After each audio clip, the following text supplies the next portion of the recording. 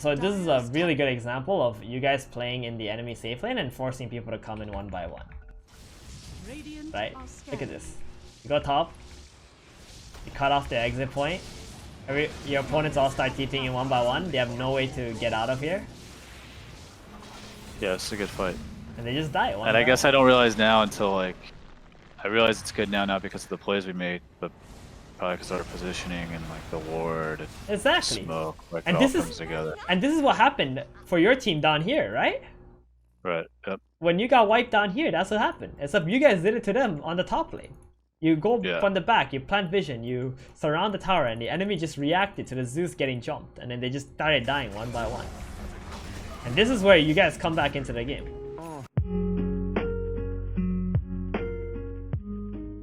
If you like our content, please do like and subscribe to our channel, and don't forget to click the notification button below so you will be notified when a new video will be released. For those of you who are new here, this is Barber. He's a almost 5,000 MMR support player. Initially, he was like, you said 4,700 or 600, right? I thought it was like 4,500-ish. 4,500, okay. So he's gained about like 400 MMR since our first coaching session. This is actually his second coaching session. All right, let's check out this game now. So this game, you're playing position 5. Position 5 is a lot different than position 4. Like, people think all supports are like kind of the same, but it really isn't. No, it's definitely different. Yeah, like how the creep equilibrium works on the lanes is different. Your role in the game is different. What you need to do for your ally is different, right? When you're playing 4, you can play a bit more like for yourself, where when you're playing 5, it's extremely selfless in the early game. Right. Okay. I think sometimes I make it. Sometimes I think I play my 4 to like a 5. Like sometimes I need to be greedier on my 4 because I play so much 5. So I think like, you know, I'll be level 2 at like 6 minutes or something. And right. That's okay. As long as you feel like you're doing things in the game, that's fine, right? If you're like constantly blocking camps and giving your offlaner like an amazing 1v1 situation, that's fine then. Right? If you're level 2, even if you're position 4. Because you will get that XP back later. Because those guys are going to be strong, you're going to play with them later, and then they're going to kill some hero, you're going to get all that XP back. So it's okay to do that. To play like selflessly with position 4s as well.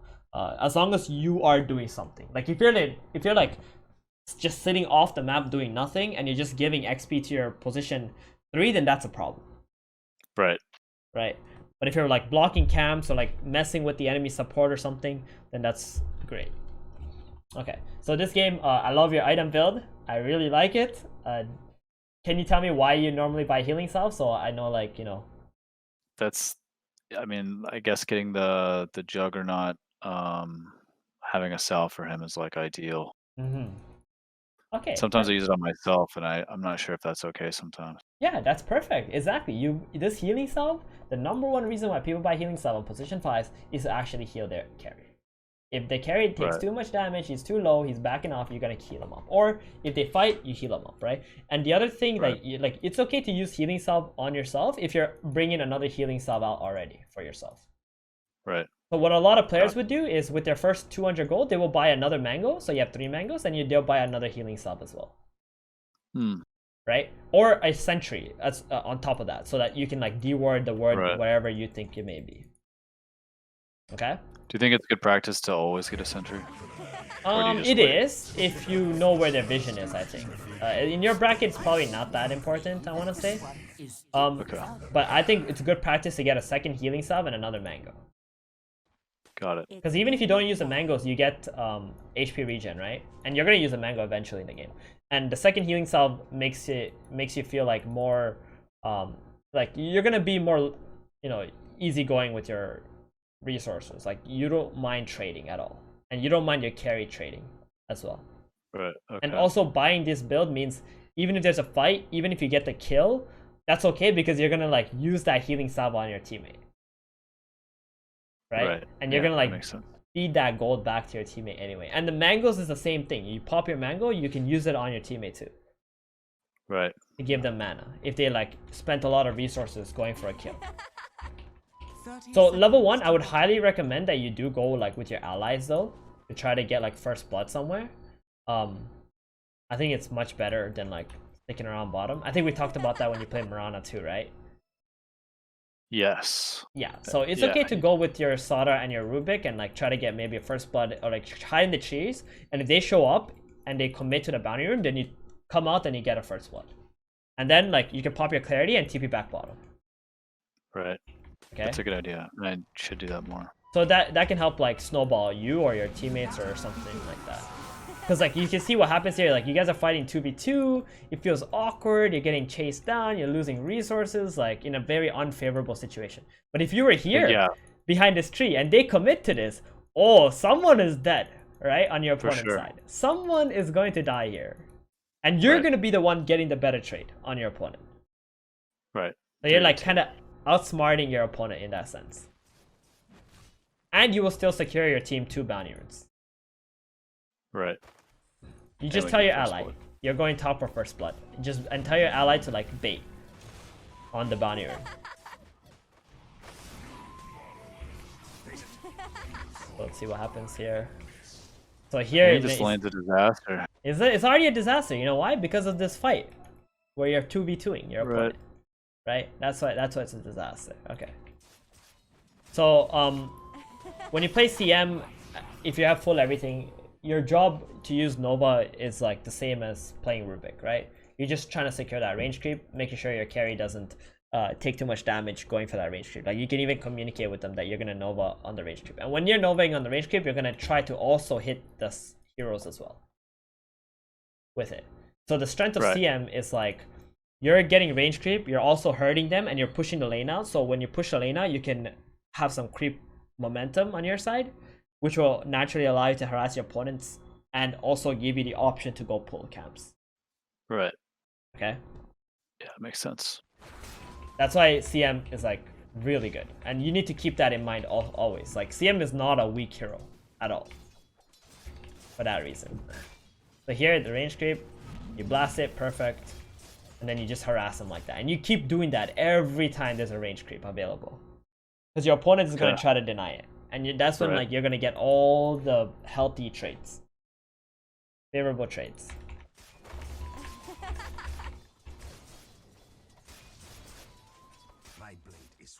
So this is 2 minutes. You should think about stacking that. Yeah, I think I'm late. Yeah, I think you should have definitely thought about stacking that. Because you can see here, like, the opponent is really zoned out and they're kind of scared of your Juggernaut. Because they're afraid, like, this guy's low HP, right? He has no resources. You click on them, no tangles, no salves. You've already won this lane at this moment, you know? Because these guys came to this lane with, like, such little resources. So here, when you see they're not even pressuring your jug, you just go here, you stack that camp, pull it to the right, you go back to the lane, you wait the wave out, and you see what happens. If they're doing nothing again, you go back here, you pull, boom. Deny an entire quick wave, GG, you just won your lane. Right. Yeah, I mean, you're right. They have no resources. They're level 1 or level 2. I feel like I could just pop this mango and blow up somebody.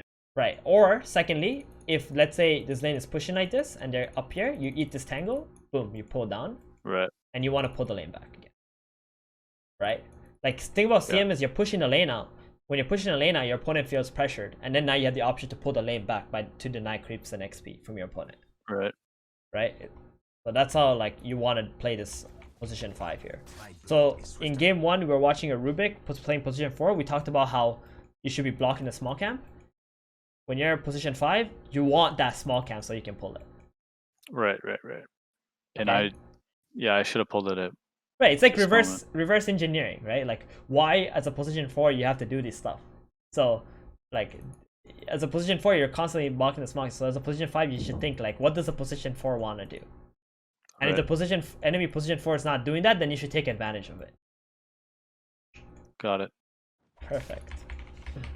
So here you should like 100% be pulling this like down already here. Right. Because you already missed the stack on this already, right? And the lane already got pushed out.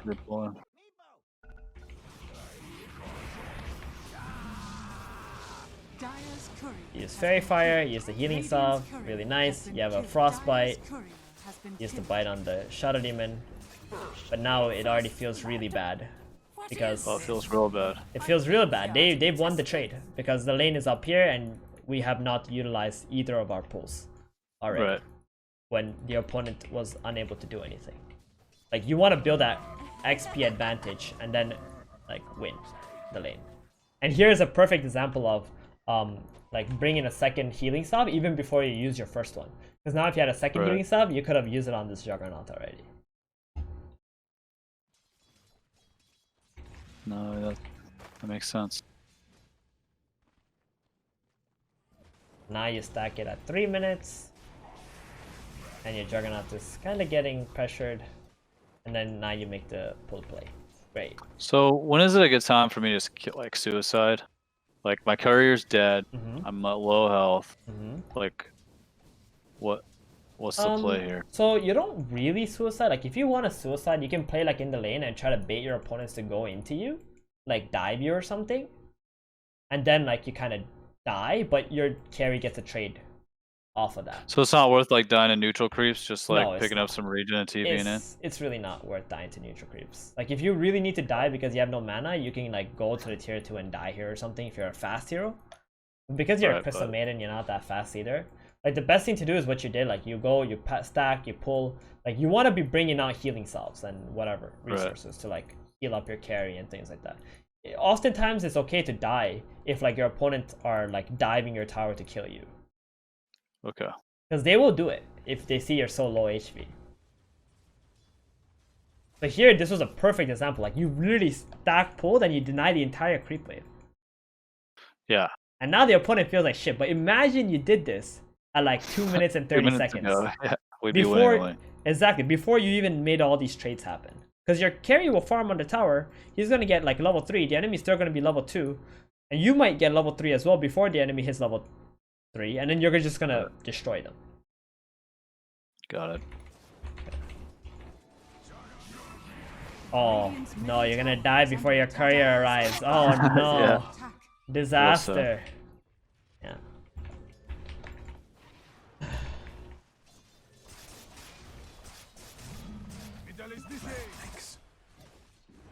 But here you pull down. What sort of prize is this? Dire's middle tower is under attack. You actually end up winning this game? We do. Okay. Again, I'm not sure how. So like, this lane feels real bad. Right. Right now. Like, the Abaddon just feels super strong. Yeah, I mean, he's not getting that much XP because you are constantly pulling creeps and denying creeps, right? Even though he is feeling strong, you can see that he's not that high level. And you know why? Because you're constantly denying creeps. Right. Right? This could be even worse for him had you done, you know, the 2.5 minute pull with the double stack. Right? Or just constantly pulling this down. Like, you want to manipulate like these neutral creeps as much as you can. For sure. Right, and this will give your Juggernaut way more because if you're pulling, then that means your opponent is not pulling. Right. And that's big for you.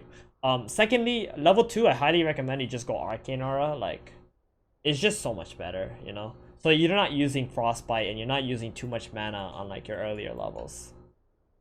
Sure. No, right. I think I took it early to go for those kills. I think. Yeah, you did, but it's like it's kind of, you know, not really a necessity, right? Like, if you suddenly gonna get a kill instantly as soon as you get it scaled up at level 2, then that's fine. But most of the time, I want to say like 80% of the time or 85% of the time, you're not gonna need the Frostbite. You'd rather get that extra mana regen so you can keep on using your Nova and then like build up into that level 3, that level 4, and then like you kill your opponent. Got it. Right. No, that makes sense. Yeah.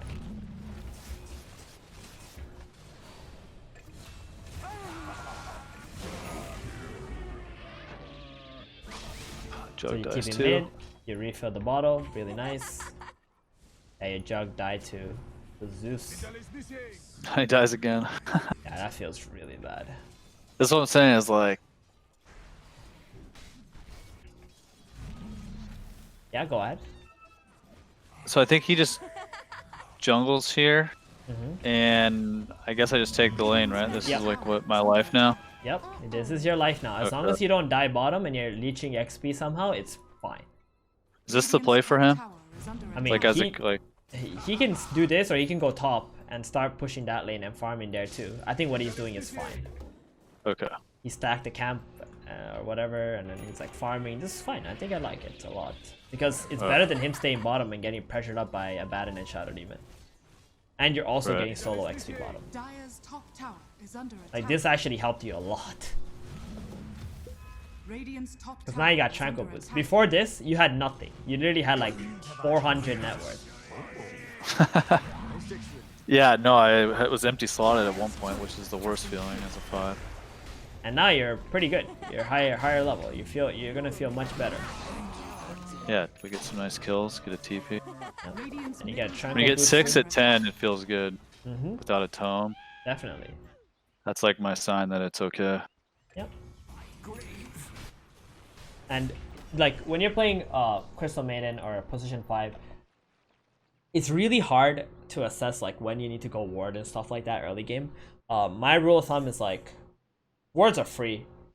5 minutes, 6 minutes, you don't really need to be the one warding middle or top. Like your teammates can buy that ward and plant it, right?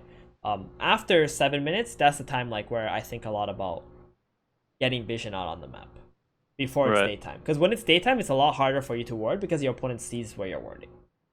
Okay, so this is very important. So at this stage, yeah, so at this stage in the game, like you want to be having like 2 wards, a smoke, sentry, whatever, and you can like use a smoke with like an ally who can kill. For example, this game is Pangolier, right? So you could like smoke with this Pango at like 9 minutes or something while you're mid, and then like you're going into the jungle here, Ancients area, planting a ward. Maybe you catch a Zeus.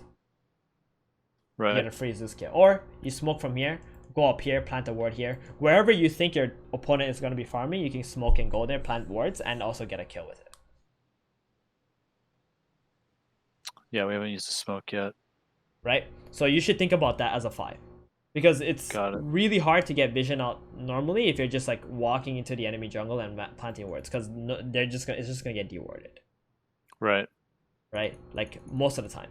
So what you can do is like use these early smokes to play with your mid laner who has this big level 6 spell and like try to build yourself some momentum or some, you know, extra XP, gold, whatever as well. Create something to happen rather than just... while and at the same time you're planting vision. So if you're also building on future kills with those vision. Got it. Okay? So that's something that you can think about as a 5. Because as a 5, like after 6 minutes, you're a lot like a position 4, right? The only difference is you're planting vision on the map, and maybe you're bringing smokes for yourself to like smoke your teammate to a lane where you can get kills. Right. Okay, and if you really have nothing to do and you're playing Crystal Maiden, go in the jungle and start biting creeps. Same like Mirana. Right. Right? Because if you're off the map, give them the frostbite. yeah, and if you're off the map and you're farming, then opponent sometimes thinks that you're actually ganking someone. So you have like all this, you know, pressure that you're applying just by staying off map. And then you want to mix in those like plays where you do make aggressive moves and kill somebody. And then you go back in the jungle and you just chill and wait for the next opportunity again. And you keep doing that over and over again as a 5. Makes sense. Okay.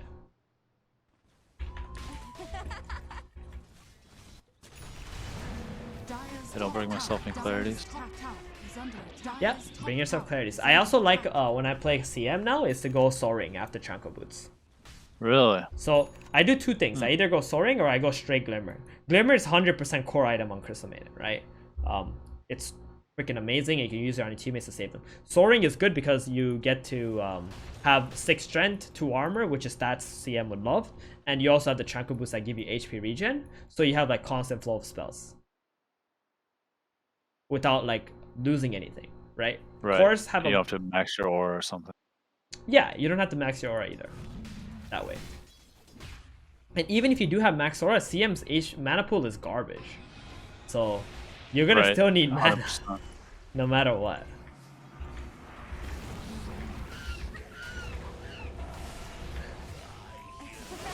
So here you're making some fights bottom. And you're kind of just lingering on the outskirts. And then you're gonna die. There's too many heroes bottom. So I should have left. Right. I don't know if we talked about this, but like it's really ideal that you try to make plays top or middle instead of constantly playing in your safe lane. Right. You know, because like when you play in your safe lane, you have no exit points in the game. You know, like your exit points normally get cut off by your opponent. Like when your opponent attacks bottom, they're gonna come from here and they're gonna come from here. And if they come from here, this is your exit point. You can't get out. You're gonna run into your opponent. You're gonna die, right? So what ends up happening is you get stuck here. But the same thing you can do to your opponent if you're up here and you're going from the back like this, right? They're gonna have the same effect happen. Or if everybody's bottom, you guys should run at middle and attack this tower and try to make them TP out of bottom to defend the mid lane, and then you dive the middle because you have the, let's say, numbers advantage, or you positioned yourself better around the mid lane. Right. Something like that. Yeah, should have been there. Yeah, so like because you also play bottom and other heroes are playing bottom, it's just gonna naturally bring all your teammates to this bottom lane, which just feels so bad to play around. Got it. Okay, so try to think like as a support, as a 5, like unless you're down here alone, just defending a tower, delaying a tower from dying. Like you should tell your team, guys, I'm just delaying the tower from dying. Don't come here to save me, right? Yeah, And like tell them. yeah, if you don't tell them that, then like just get out of this lane. Like just don't even go down here. If there's no need for you to play down here, don't go here. Just go elsewhere. Try to make some like pressure elsewhere on the map. And this is where it helps when you like make that 8-minute smoke play into the jungle, like planting vision, because now your teammates have like somewhere that they can go to where they have vision on the map and feel comfortable.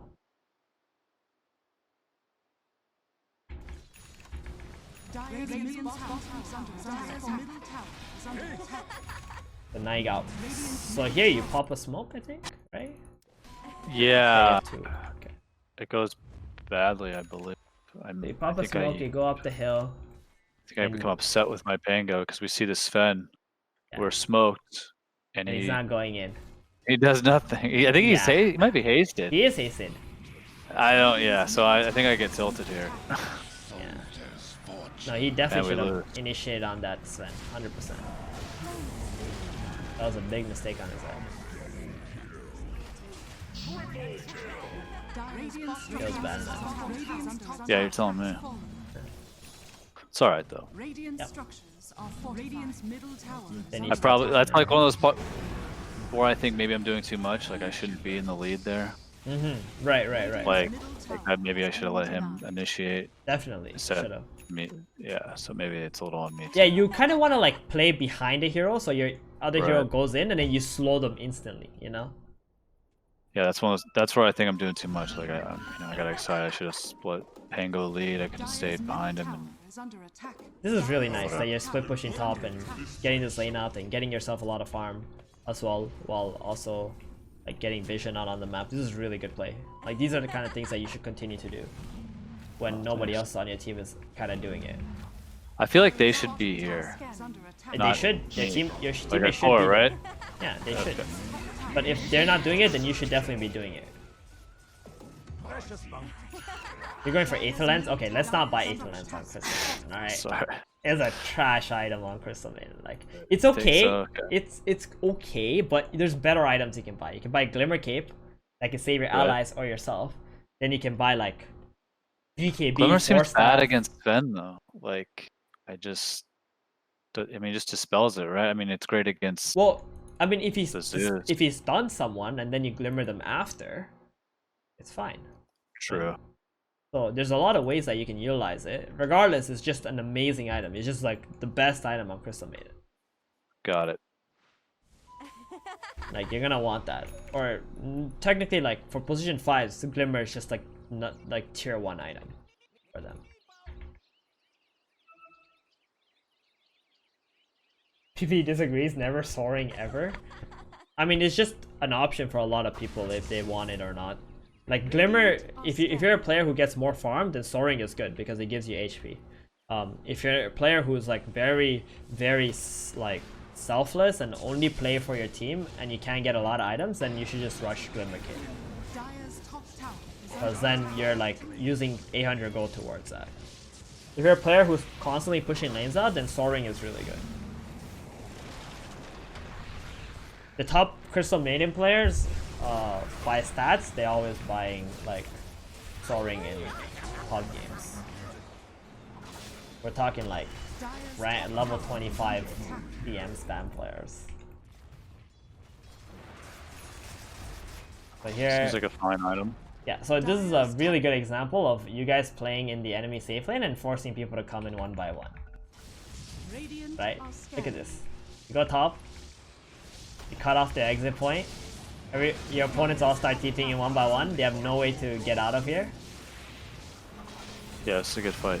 and they just die. One And I by guess one. I don't realize now until like I realize it's good now, not because of the plays we made, but probably because of our positioning and like the ward and Exactly. smoke, like And it all this is- comes together. And this is what happened for your team down here, right? Right. Yep. When you got wiped down here, that's what happened. Except you guys did it to them on the top lane. You go Yeah. from the back, you plant vision, you surround the tower, and the enemy just reacted to the Zeus getting jumped, and then they just started dying one by one. And this is where you guys come back into the game. Right. Dire's top tower has fallen.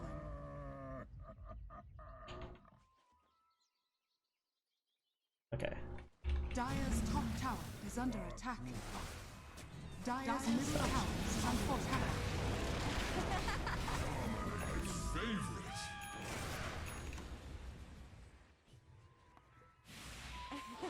Dire's middle tower is under attack. Always Radiant's playing bottom behind your tower allies. is under Now attack. you guys make a play on bottom once again.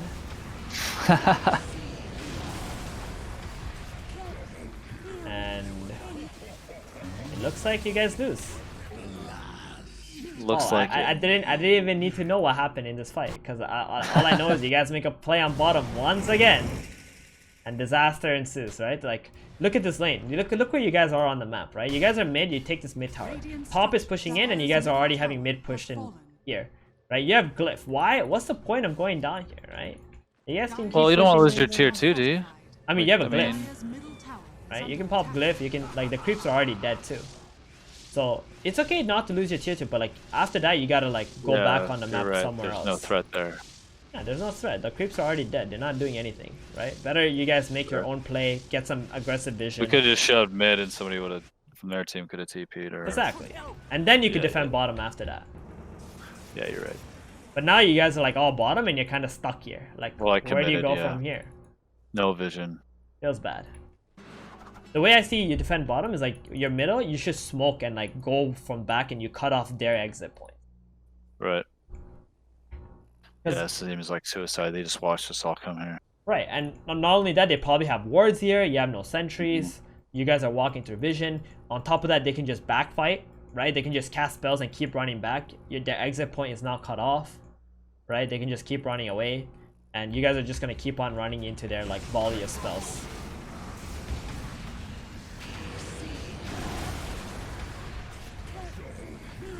Zeus is like he's like the happiest man Destroying alive us. right now. Yeah, just killing us. Just chilling and spamming spells and killing all of you guys. Radiant's top tower is under attack.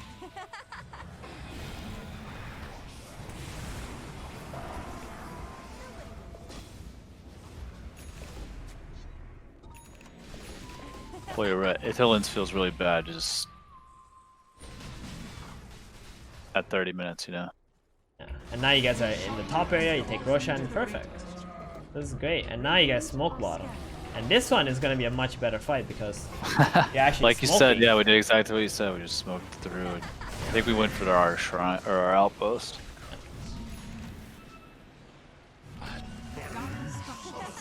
Now you guys are just playing as 5, taking the towers, you have Aegis. You see the Sven going into you, oh my god, Oh, yeah. rip Crystal Maiden. Radiant's middle tower is under attack. Radiant's middle tower is under attack. Man, the Sven, Ags, Storm Hammering is like in my nightmares. Yeah, That hero's insane. Sadness that you're gone. Okay, let's just pause right here.